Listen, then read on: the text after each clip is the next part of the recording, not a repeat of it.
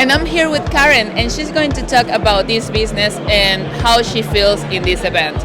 Can you please tell me your job title, the name of the business, and what do you do? Yeah, sure. Hi, how are you? My name is Karen Sung. I am the Global Director of Field and Channel Marketing here, and D2IQ simplifies and automates the really difficult tasks in enterprise Kubernetes in production at scale.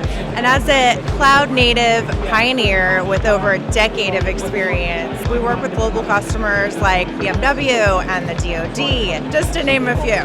That's great. How do you feel here? Do you like it? Because we have been in a situation that we don't meet people. Usually we're like isolated, and right now we're like with a lot of people.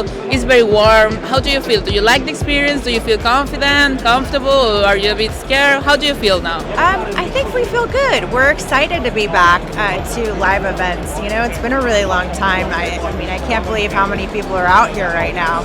So it's really exciting for us. You know, I think the big thing for a lot of companies was being virtual, and virtual was really hard for people. And now that we're back to live, you know, there's an energy and there's a buzz in the air. So it's really exciting to be here.